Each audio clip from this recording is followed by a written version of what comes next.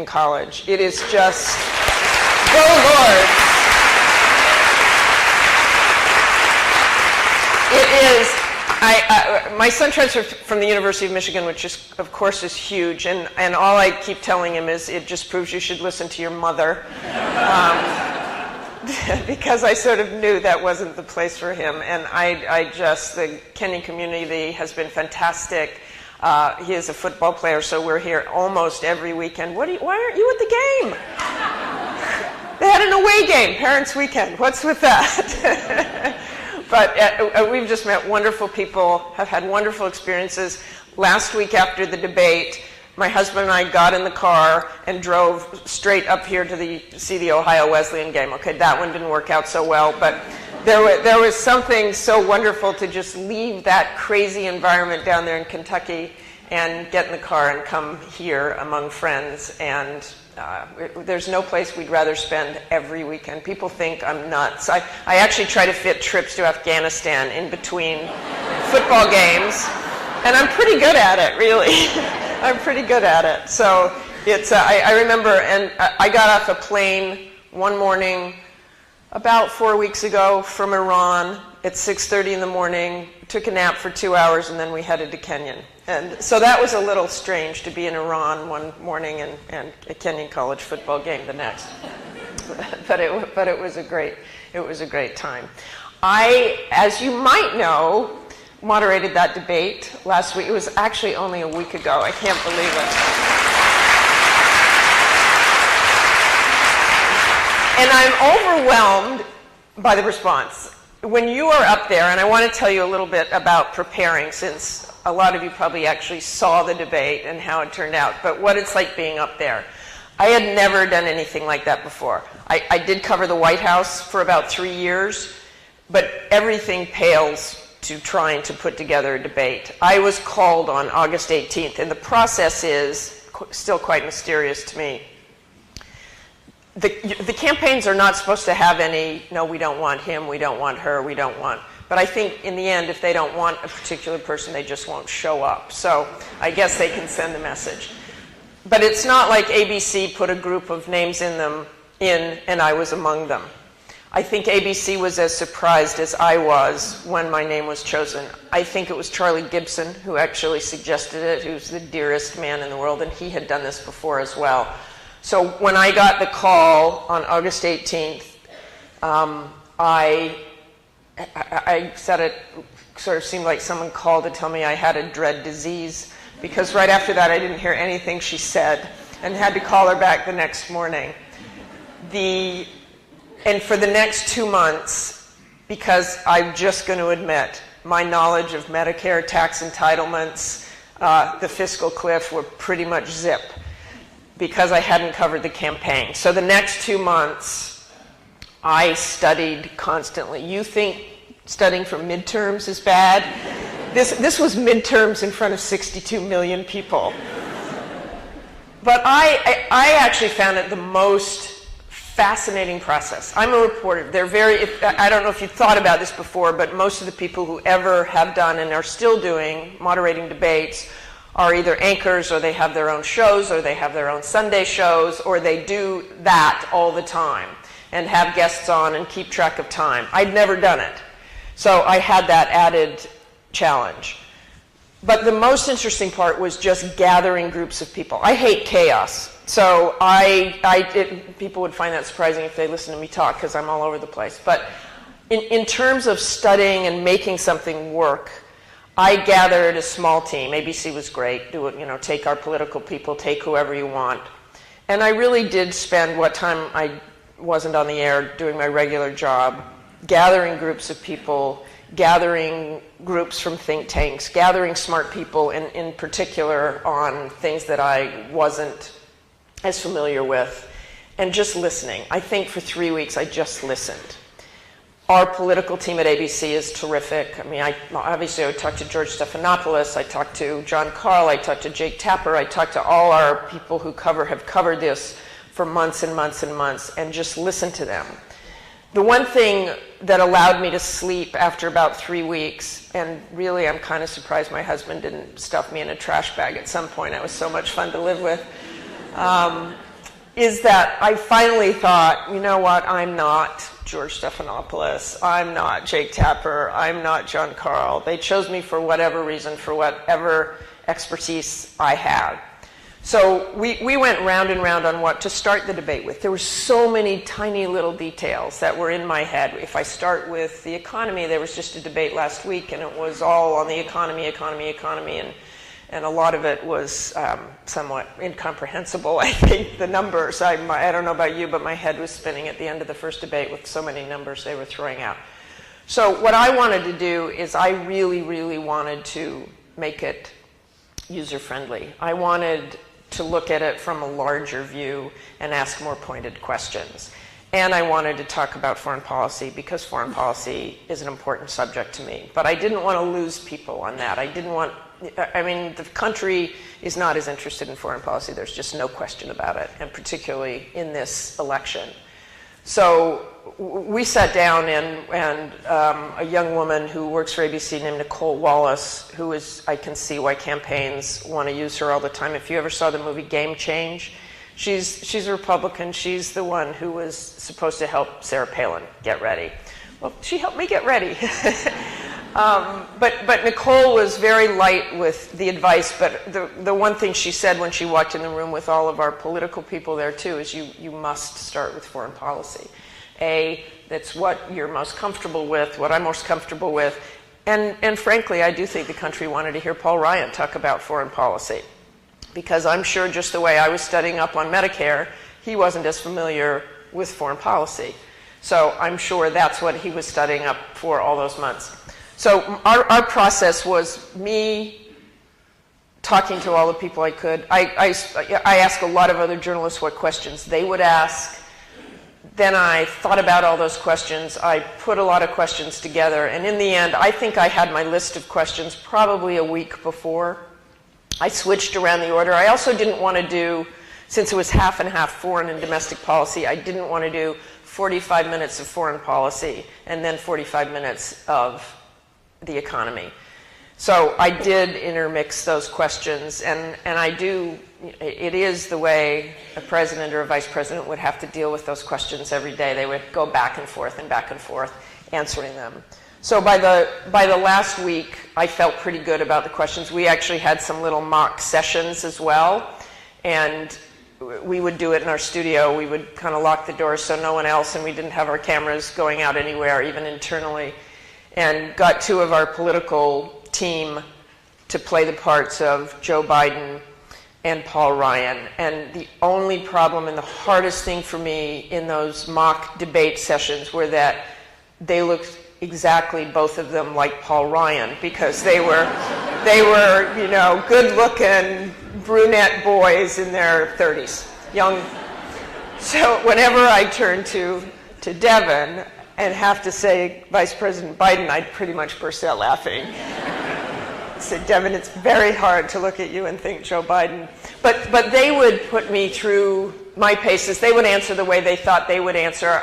In the end, I think they were actually more aggressive, if you can believe it, than both the candidates. And I think that was to throw me. When we went in, both of them thought that Paul Ryan would probably interject a whole lot more than he did and that I would get very few follow-ups. That sort of surprised me the night from the debate. I don't think Congressman Ryan interjected half as much as I thought he would. And because we were at a table, and believe me, I had an advantage in these debates because of the venue, really. It's a lot easier to say, gentlemen, and they are quiet sometimes, than if you're way far away and you're sitting below someone. So I think I had that advantage. I was trying to channel Charlie Rose in that, with that more intimate setting. And I think it just works a little better when you're doing that. I was surprised how aggressive Vice President Biden was. And in some ways, I think he was filling a venue like this, and he's used to that. You know, you come off the campaign trail, and he's a big personality anyway, and he's a loud personality. So I think even there at that table, and you miss a lot when you're at the table. You're not seeing how they look on television. You don't see the split screen. And I know several different networks, depending on what network you watched, some were taking the split screen so you could see Paul Ryan apparently gulping water which, believe it or not, I never saw him drink any water, which is apparently astonishing that I missed that. I don't know if you saw the Saturday Night Live parody, but it had, yes, it was pretty funny. And I'm sure he laughed as well. But, I mean, that's because he was drinking water, obviously, when he wasn't talking, and that meant Joe Biden was talking.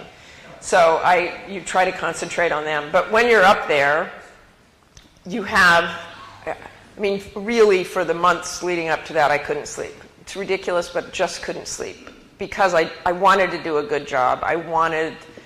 This sounds corny, but I really did want the American public to get a better view of these men. I think it's so difficult getting them off their talking points. No matter what you ask in the first question, they're going to give an opening statement. And the tiny little things, for instance, I noticed the other night when Candy led to them, I think one of the last things she said is, and President Obama, you had the last coin toss, so you go first. I was so anal about this that I didn't want that to dilute my question. So I had put the coin toss information much higher up in the intro so I could just, bam, was this a massive intelligence failure? So like everything I did, I tried to think out. Now, obviously, I was reacting to them as well. So you're up there and you have your questions and you have your possible follow-ups. Your nightmare is that your follow-up is a question they just answered. So either you have no question or you look like a complete idiot. And they say, were you not listening? Because believe me, they would say that. So that back and forth, the timing of it, which I found I was quite good at, they don't tell you, you have one person talking in your ear who is a lovely, lovely guy from the commission.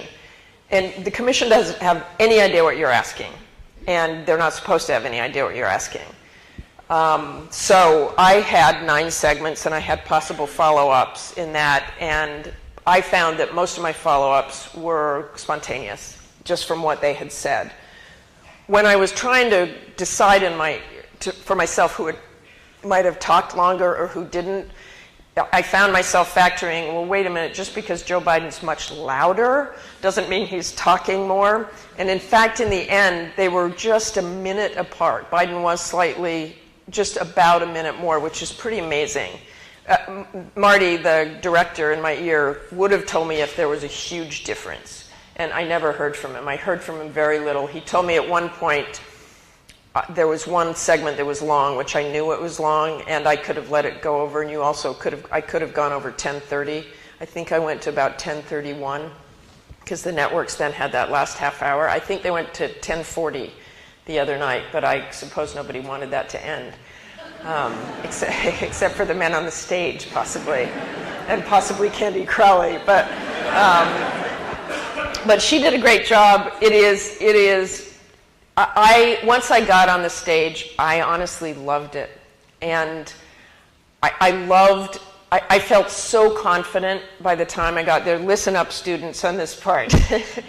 Because I think when you're that prepared and when you have masses of information you've been studying for months, and I'm not easily intimidated, probably just because I've been in Washington for so long, you can go up there and you can feel pretty confident about what's going to happen. I had no real control over it. Things could have gone horribly wrong, but I felt like I had a plan for if this happens and if that happens and if they talk too long here, or if we had talked about whether they went after me, and I felt all along they wouldn't. And I have to say that I thought that was a gender, probably. It's one of the few times it was a gender advantage that I thought no, that they would be hesitant to do that. And so they did not. They were, my son Jake and a teammate from the football team came to the debate, which was fantastic. And I told a story last night that it was quite wonderful, because right afterwards, and my daughter was there and her husband and my whole family was there. It was fun. Right afterwards, when I exited, and we had this whole plan too. I wanted everything. I wanted to know everything, and I wanted to rehearse it because I'd watched the first debate so well. And there were moments Like when I saw Jim Lehrer at the end of the debate, he was a level below all the families, and I thought he looked like, you know, the uncle trying to get attention from the young kids or something. So I didn't want that to happen. I didn't want to hang out on the stage if all the families were up there. So we rehearsed that in Danville, and I said, let me just see let's just end it. And I had people from ABC, and my colleague John Carl decided he would be a 7-year-old boy. And when I said, thank you very much, gentlemen, John Carl raced up there and went, Dad, you were great. So I knew that there would probably be family members up there quickly. So what happened is Paul Ryan came and shook my hand. I was on that side of the stage, and that was the side the vice president was on. And by the time I shook Paul Ryan's hand, Vice President Biden's family was up there, so I just exited. But the vice president came over afterwards, and I brought my family behind stage. So it was really fun. And of course, what did Paul Ryan and Vice President Biden talk to my son about? Football. And while the vice president was talking to my son, he got a phone call from President Obama just talking to him about the debate. So I said, "Oh, sir, I'm right here. I'm just talking to Martha Raddatz's son. He plays football at Kenyon College." So I thought that was pretty fun. But then Paul Ryan, my son is a Minnesota Vikings fan, and Paul Ryan is a Packers fan, and he looked at my son. It's a terrible rivalry. He looked at my son and he said, "You see this? See these knuckles?" And Jake looks at him and he said, "Yeah." And he said, "Those are the Minnesota Vikings Super Bowl rings." So football's always the great non-partisan. You can talk about anything.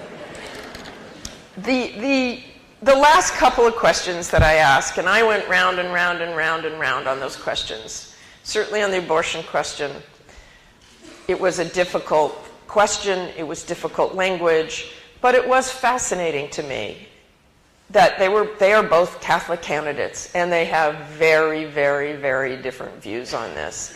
But I thought that discussion was illuminating in some ways, and to me, I think if you approach some of these questions in a human way and not just like a reporter and, okay, now tell me this and why you feel that and what happened, that I really did want to know how they came to that decision and how anyone comes to those very difficult decisions.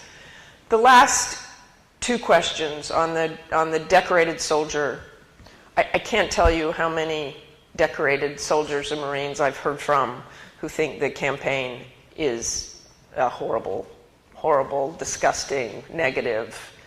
So I wanted to bring that to them. If I recall, the answer to those questions were just more negative things, blaming one another for it. So I did hear back from a few soldiers and Marines about that. And the last question about what they bring as a human being, as a man, to the candidacy of vice president and possibly being president, I thought was illuminating as well. There were a lot of questions left on the cutting room floor that I wish I'd been able to ask. I feel very, very strongly about the fact that we've got troops coming home, that we've got a country that doesn't really care at all about the war, that we've got a country that doesn't connect with the military. There's really no bridge that exists. And 1 in 5 are coming home with mental health issues. And the suicide rate is enormous. So in a sense, I feel bad that I wasn't able to ask that question. I think I talked enough about the troops, and I think, clearly these are men who respect the troops. But I think that question has to be asked for many, many, many years to come. I have spent a good deal of the last 10 years in war zones. In fact, it's odd when I think about this year. I think I've only been in Afghanistan twice, and it's usually at least 4 times a year in Afghanistan or Iraq, and I haven't obviously been to Iraq. I went out with the last convoy out of Iraq last December, which was, for me, after being there from the beginning and frequently going back and forth, even when I was covering the White House, I insisted on going back and forth to the war. That, of course, was the Bush administration, and that administration was about that war. So going back and seeing it for myself and then being able to come back to the White House and ask the president questions, having just been there and just seen it, was a pretty powerful experience for me. I was telling some people last night that one of the things that was astonishing to me is there was one White House briefing in the East Room with the president, and an intelligence report had just come out saying that Iraq was a civil war, and all I did was ask the president whether he agreed with the intelligence assessments that we were now in a civil war in Iraq. And he looked at me and he said, you know, it's awful hard for me to say in this big, beautiful house, you've been there, I haven't. And I thought, okay, I'll start answering these questions then. So I said, bring in the decider, come on, what happened there? But he was actually curious and great about asking me questions. There were a couple of times that he asked me into the Oval Office after trips that I'd gotten back, because as a reporter, you have a view that no other people have. I can be with the people, I can be with the soldiers, I can be with the Marines. When you have even the most senior military officers go over there and try to get an assessment, it's pretty tough for them to see actually what's happening on the ground. If you're sleeping in a foxhole with a bunch of Marines out in the desert, you know how they feel, you know what the vulnerabilities are, you know what they're seeing on a level that other people can't. So I actually thought it was great that President Bush would call in, and not just me, he'd call in other people who were over there to try to get more granularity on what people were thinking and how the population was thinking about this. I would sometimes tell stories that he would never hear, which is being stuck in a convoy and in Sadr City once and looking out and seeing a group of 5 or 6 year olds trying to kill a cat, a little kitty, and trying to stomp on that cat. And they were laughing, and there was a little girl, and they were 5 or 6 years old, and our interpreter just wanting to get out of the car and saying, this is my country, these are my people, I have to teach them. But to me, looking at that, and I remember telling President Bush that, they are war babies. Those were war babies. Those children had seen nothing but violence their entire lives. They had seen friends killed, they had lost parents, no doubt. They had seen things that, thank goodness, our children have never seen. So it was small stories like that that stick with me. And I mean, I can still envision the haze of that day. I can still envision the dust that was surrounding those children and just those happy, smiling faces after driving away when doing what they were doing was pretty sad.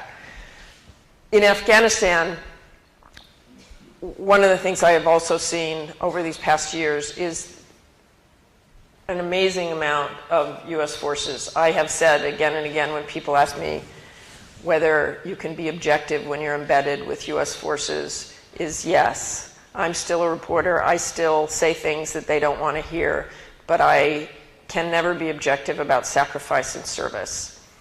I have lost friends. I have had friends wounded. My own colleague, Bob Woodruff, was horribly wounded, and thank goodness he's doing fantastically well, and he and his wife have a foundation that helps the wounded like you cannot believe, and they are really devoting their lives to that. But when you have seen that over the years and also gone again and again with the same soldiers and Marines, I had maybe 5 years ago, was sitting around with a bunch of young soldiers, and I said, so you guys have got some really good people here now. You know, you're doing well in this area, and you're achieving your goal. And he said, right now we have the best people in positions here we've ever had. And I said, well, you know, I was here a few years back, and they were pretty good too. He said, well, that's right, ma'am. It's the same people. They're just more experienced.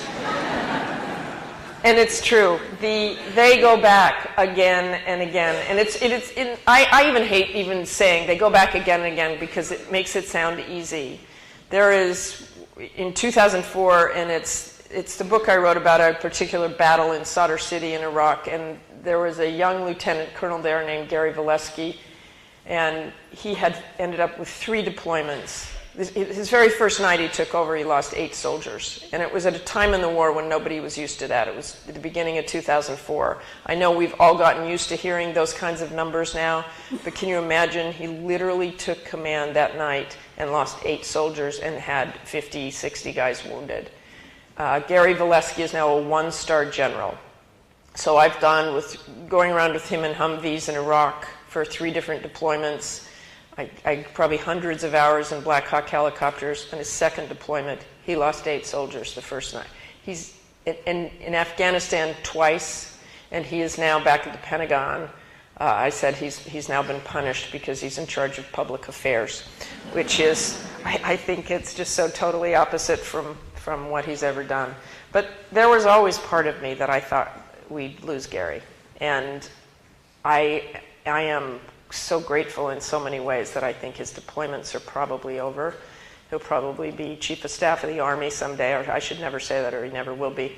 But he and his family, and I've gotten to know his wife and son very well, and they were living in Texas, and they're now in my neighborhood, so that's great. But I have great friends from those years, and I still maintain my objectivity about war, I hope, about what we're doing, and certainly about policy. So that has been the most profound experience for me in my life, without question. My son was, 10 years old when I started going over there. I can't say that he still likes it, but I also think, and you kids who are here are of that generation of 9/11. We lived in Washington. My husband is a reporter. He happened to be in the Pentagon that day when it was hit. So my son, at age 9, had that, and then we had the terrible, terrible sniper a year later. So I think somewhere deep inside my big, strong football player is a vulnerability that I think is probably somewhere in the generation of certainly kids who lived in Washington or New York on that day.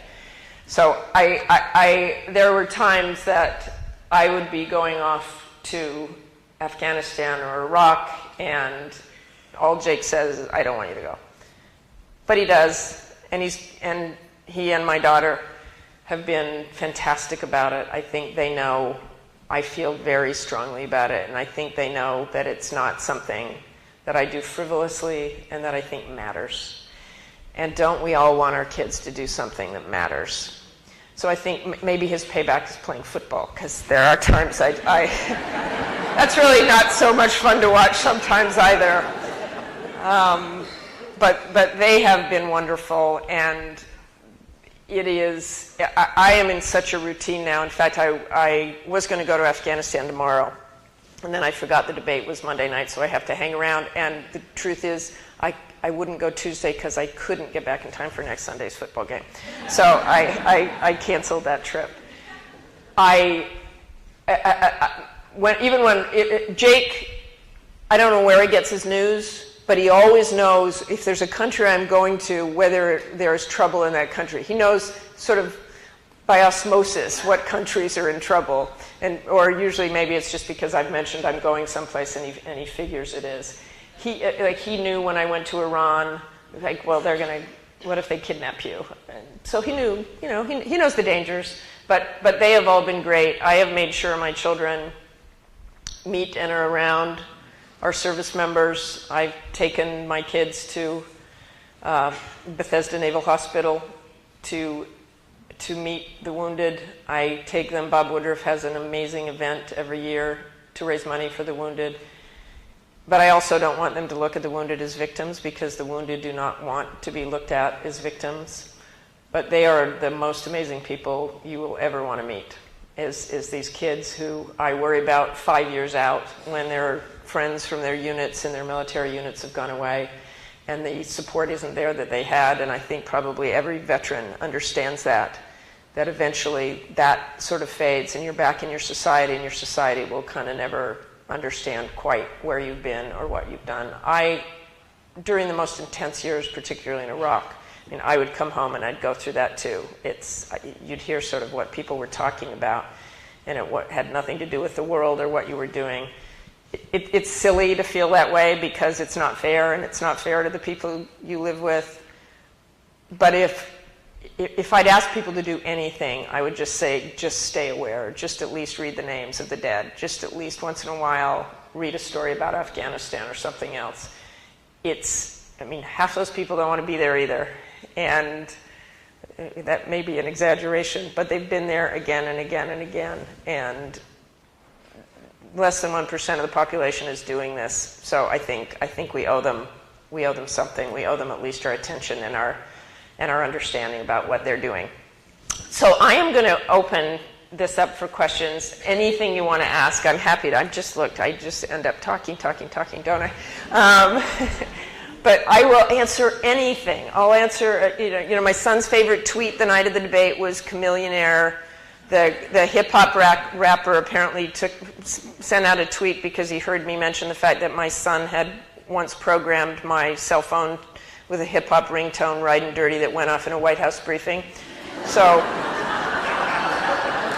I mentioned it that night at the debate. Before the debate started, I walked out and I said, I'm not going to give you the big lecture on the phones. I'm just going to tell you I was embarrassed by this once. And who knew that Chameleonaire watches C-SPAN? So he saw that and he tweeted something. Boy, I heard Martha Raddatz say that tonight. I must admit, it made my night. Keep it gangsta, Martha. So we loved that. Jake loved that tweet. And then apparently Eva Longoria retweeted a picture that I tweeted out with my family. So he's telling his friends, and Eva Longoria retweeted a picture of me. So it's like, yeah, okay. All right, sorry. So we can ask questions. And I will repeat the questions. Yes? What's your thought on Iran? Is there a realistic solution to the nuclear situation? Thoughts on Iran, and is there a realistic solution? I think Iran is so incredibly complicated because even if the United States wanted to contain it, and meaning, okay, get your nuclear weapon, you got to remember, no one who's ever really, really wanted a nuclear weapon has failed to get one. So I think containment maybe would work for the U.S. They've already said they won't do it, but it won't work for Israel. Israel's not going to have a policy of containment. They're not going to risk that. And the other complication, there's so many ways to look at Iran, and whether, you saw the big bomb that Benjamin Netanyahu, that's spring. He's talking about spring. I don't know how anybody solves that problem before spring. They've tried sanctions. There may be all sorts of stuff. I'm sure there are all sorts of stuff that I have no idea what's going on. But we're certainly prepared for that action to be taken by Israel or whoever. The United States will get blamed either way. So, yes.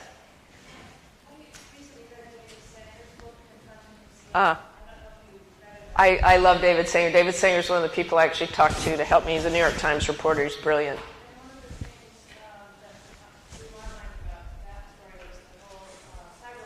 Yeah.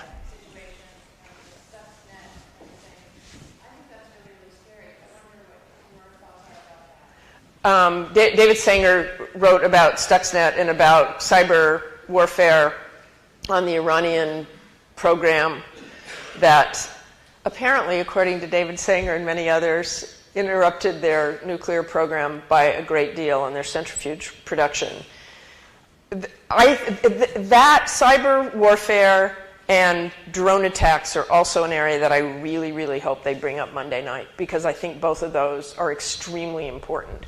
Cyber attacks here, I think the day before the debate, Defense Secretary Panetta talked about that a great deal and how vulnerable we are. I think my husband does a lot of reporting on cyber warfare and how vulnerable we are. Imagine taking out the electric grid.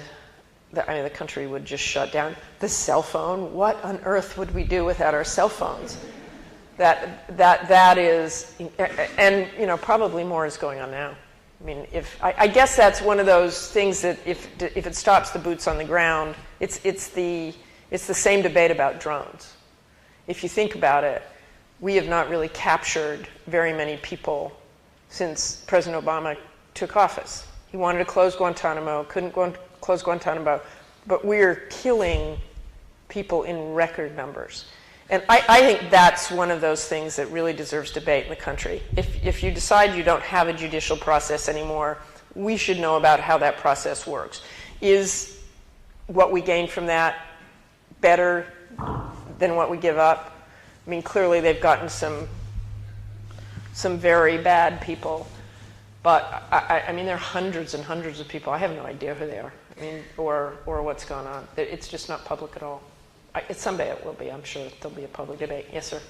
As a father of a 6-year Navy veteran who now finds himself living the American dream of being a freshman at Kenyon. Wow. Great. My question to you, since you have all this foreign experience, is what are your feelings on the almost triple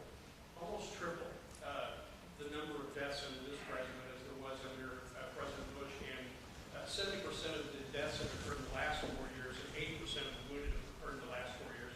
And this, in many people's minds, has come about as a result of announcing our withdrawal date and not giving the generals the requested troops that they wanted during the surge. It was a short surge, and there's been some. So you probably liked my question to Vice President Biden. Did you hear it? Yes, I questioned it. Yes. I think, honestly, the number of dead and wounded since President Obama came in Afghanistan has been so great because they put more troops in. I mean, we had virtually ignored the place for many, many, many years. And I do think when you put in more troops, you're going to have more deaths. And the idea was to get as much done as they possibly could in that time period. The question I asked Vice President Biden, because I do think it's an issue, and I do know that his senior officers didn't want the troops coming home at the end of September because it was still the fighting season, meaning the Taliban were still attacking, meaning we were still trying to attack them. And all during that time, they were drawing down troops and bringing them home. And there are many people who, including some of the military, who thought that was a political decision so they could say all the surge troops were home before the November elections. I asked that question, and I asked Vice President Biden what the military reason was for bringing those troops home. On the other hand, at some point you have to start bringing troops home if that's what you're going to do. And if you look at right now what's happening in Afghanistan and the fact that more than 51 of our soldiers were killed by so-called friendly forces the Afghans were trying to train, I think right now there's a lot of soul searching going on what they do about that and whether they make the withdrawal even faster. I mean, it's a question you all ask yourself about what you feel about this war. At some point, do you make a decision? I mean, certainly you have to announce you're coming home at some point. I certainly think the Taliban is taking advantage of it, no question. They're taking advantage of the fact that they think, that you had a vice president say definitively we are out of there in 2014. Now, Paul Ryan and Governor Romney agree with that timeline coming out. So there's that announcement. But I do think what happens, and you saw it in Iraq too, is you have the fence sitters. You have people who are helping us, threatened by the enemy, that they know they're going to end up living next door to. So do you do what the Americans there want you to do and help, or are you so nervous because they're eventually leaving that whoever's threatening you and your family, you do what they want you to do? It's a terribly sad situation, but it is a situation the country has to ask itself whether they want to continue to risk American lives over there and what the end result will be. Thank you for your service. I just went through the Strait of Hormuz in February on a boat. I couldn't wait to get off. I bet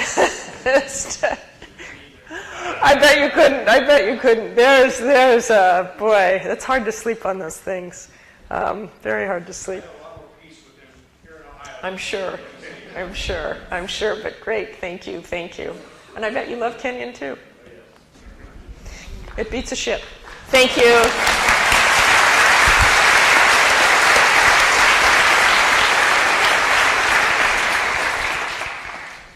Yes. Martha, there's one thing I couldn't understand is how we could keep sending the troops back. When I served in Vietnam, they told me I had to go back. I probably would shoot myself, but that's what I ended up on. And the suicide rate's going up. It's clear or obvious to anybody who's been in a war zone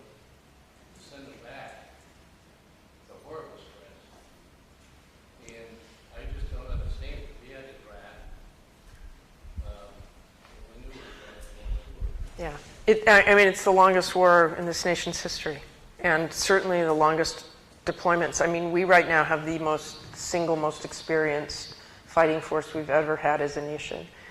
But I don't know how they did it either. I don't. And you say you felt like you'd shoot yourself if you had to go back. Some of them are, and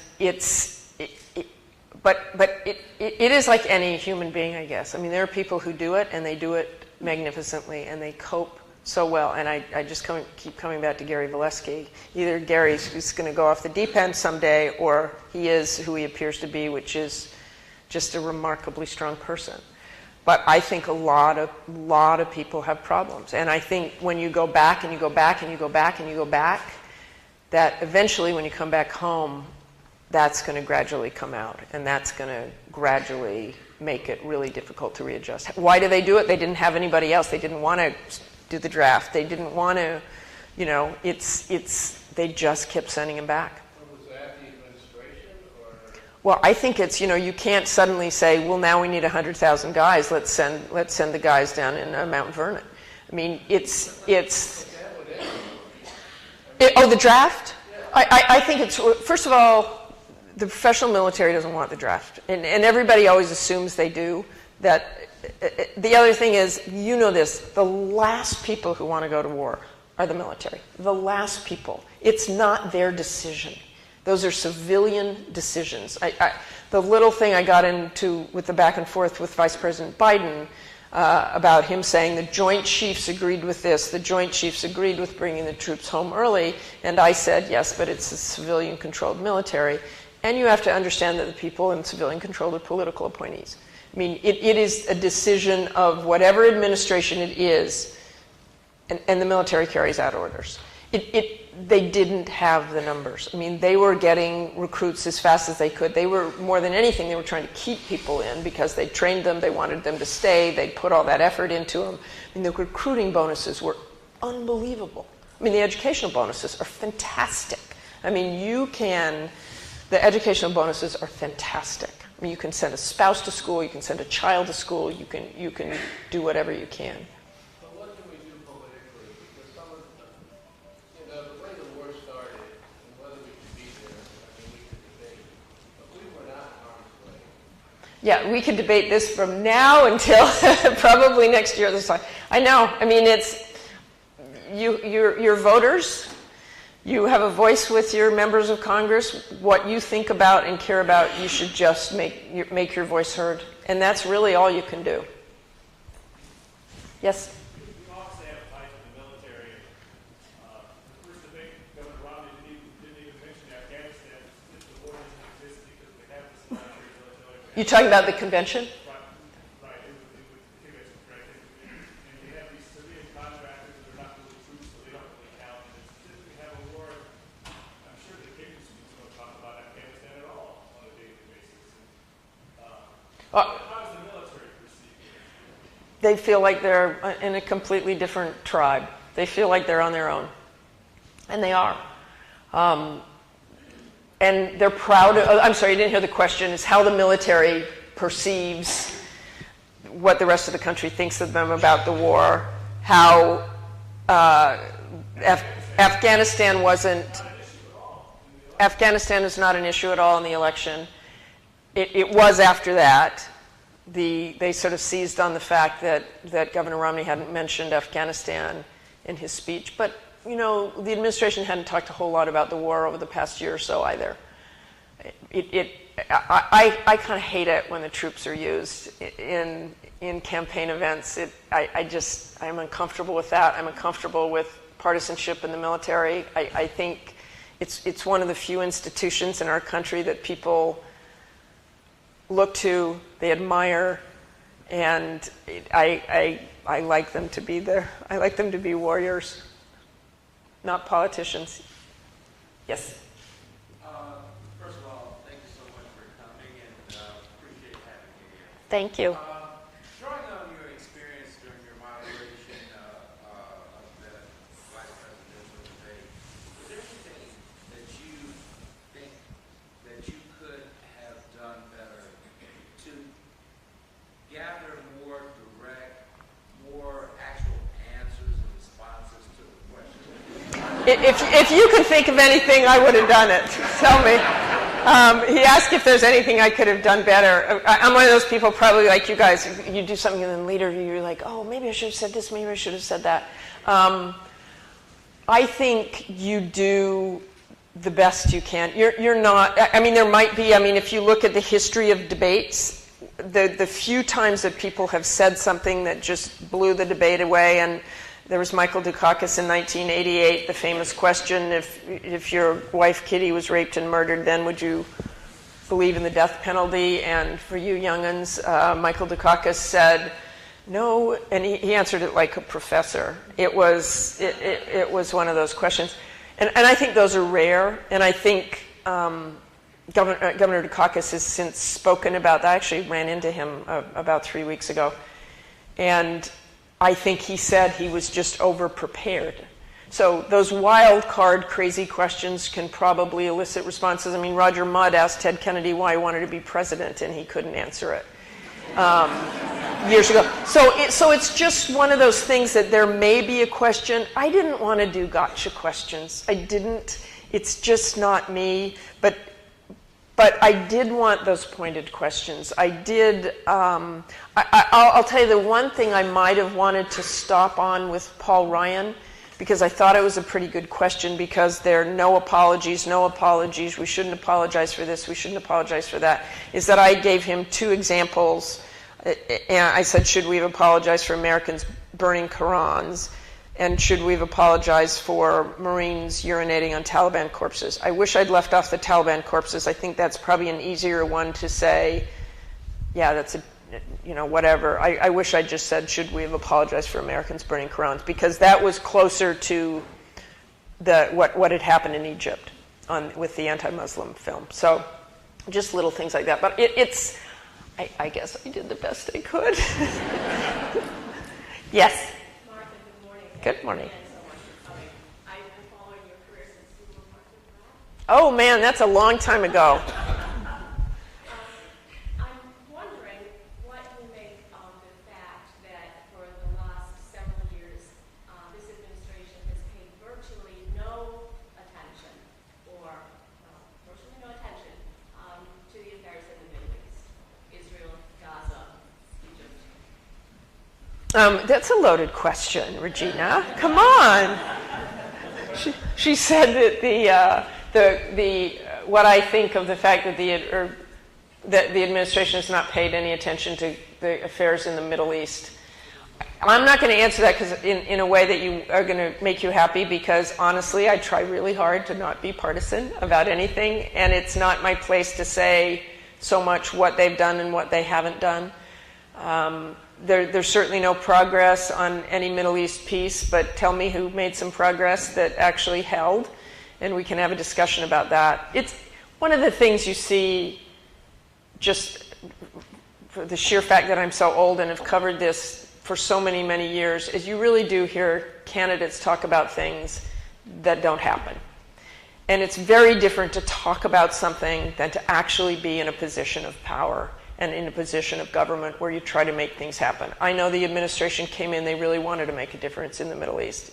They really wanted the peace process to go forward. It hasn't. And I think that's also one of those things you weigh capital. The country was in the middle of 2 wars. Then we had the Arab Spring. Then we had, it's always so stunning as a reporter, because you'll get in a kind of a lull and nothing is happening, and then something just absolutely stunning like the Arab Spring will happen. So that didn't answer your question, but yes.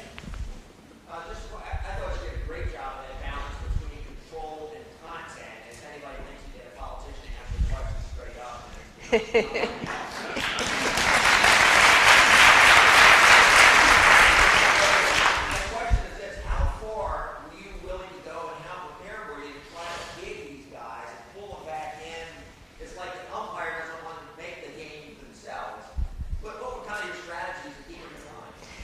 My strategy to keep them in line was kind of what you're saying, that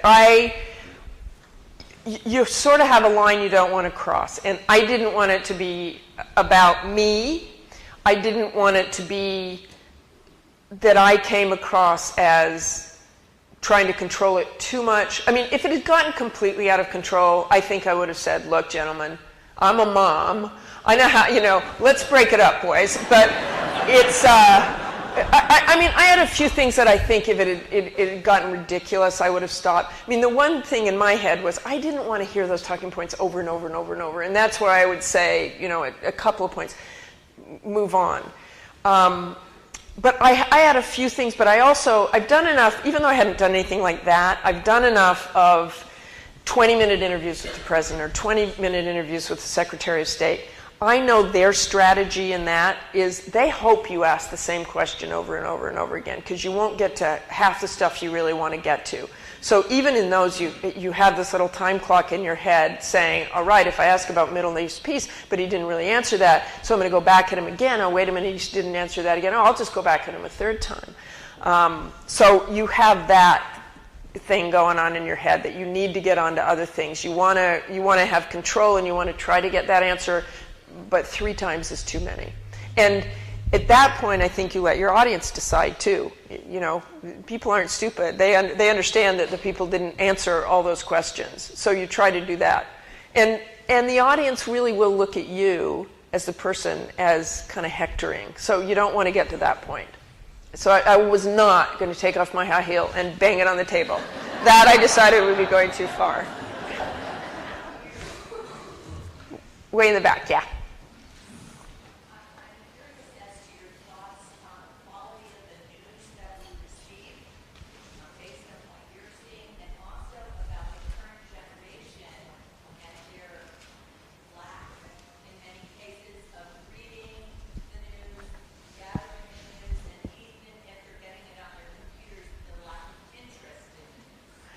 I am really nervous about your generation. Let me just tell you. The question was about the news and what I think about the news, what's happening in the news business now, correct? And young'uns and how you're getting your news and how different it is from us. I gave a whole little riff the other day at a think tank where there were a lot of young people. I'm really worried, is what I would say. I'm worried because the business is all over the place now. There was a great line from the former executive editor of the Washington Post, who I know pretty well, Ben Bradley, who was asked at something recently about how do you feel about citizen journalists, and he said, I don't know, how do you feel about citizen surgeons?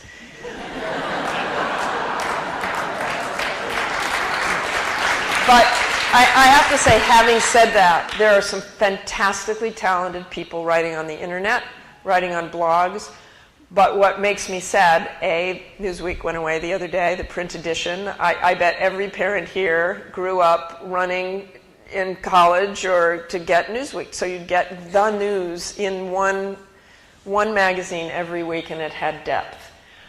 What makes me nervous now for your generation, my son's generation, my daughter's generation, who's 11 years older than my son, is that we as parents had a newspaper that we look at, and probably will for a little more, that we knew that story on the right was the most important story of the day, that the stories all over the front page were the most important stories of the day chosen by professionals. That may sound arrogant, but that's our job, to go through a whole bunch of news out there. And there was always something really interesting on that page, too, that was eye-opening.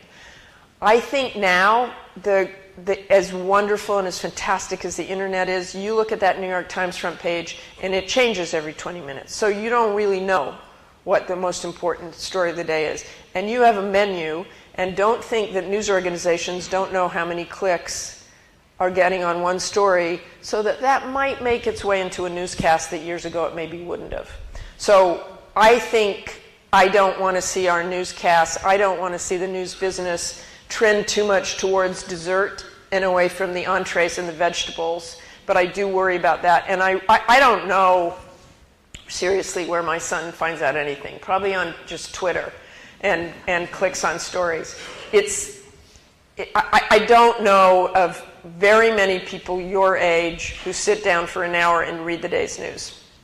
First of all, you've got too much going on. But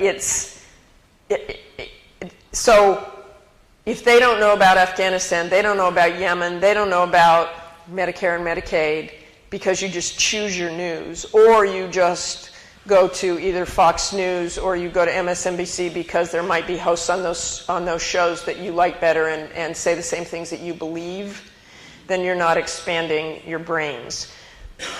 The news business, to me, I completely fell into it. I'm a loser story. I'm a really bad story to tell to young people because I dropped out of college and still managed to do okay. I would not ever advise anybody from that. And having my son, but Mom, come on, look at you. But the one reason, more than any other, that I love the news business is because I learn something every single day. Every single day I learn something.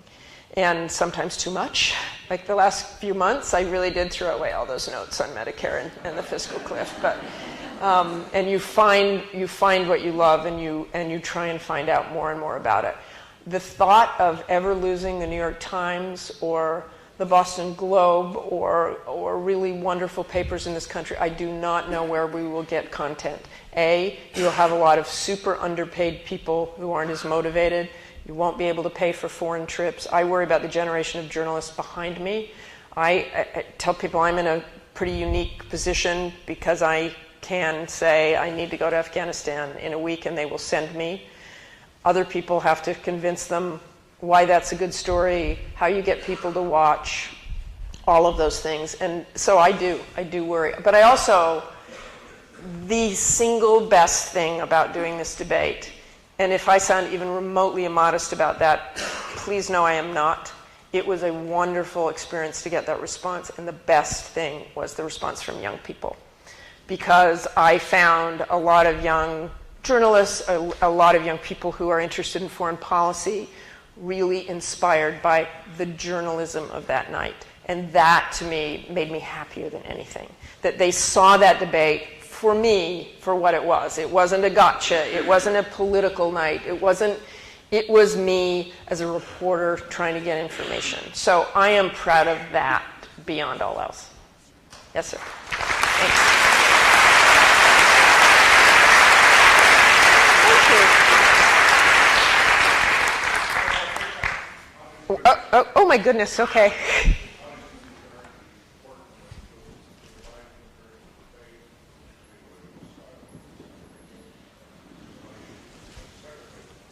Can you did you ask me what I thought of Joe Biden smiling and yelling?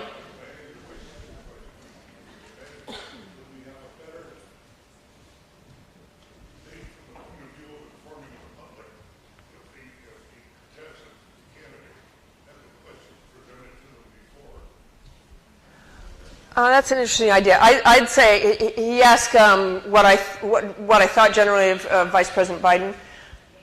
His behavior, I was surprised that he was so aggressive. I was, and his smiling, and that was clearly his strategy. I was surprised that Congressman Ryan didn't take him on a bit more, but it was probably a good strategy, I suppose, because Vice President Biden could just get more worked up. I remember thinking that, whoa, he's being pretty aggressive. And do I think the candidates should have questions in advance? Absolutely not.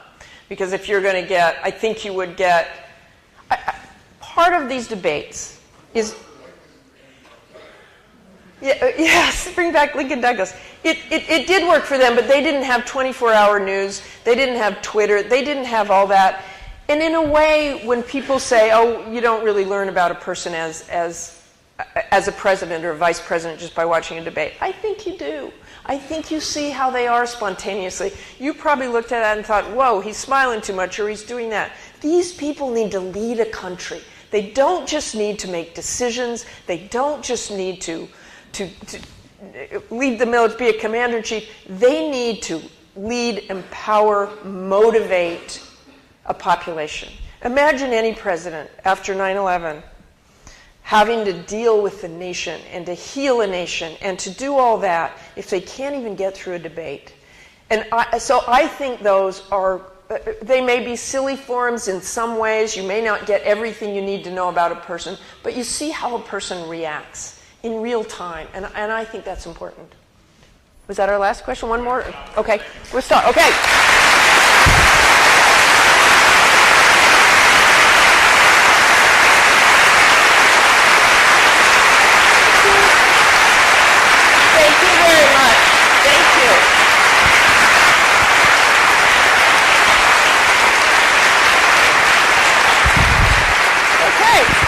you.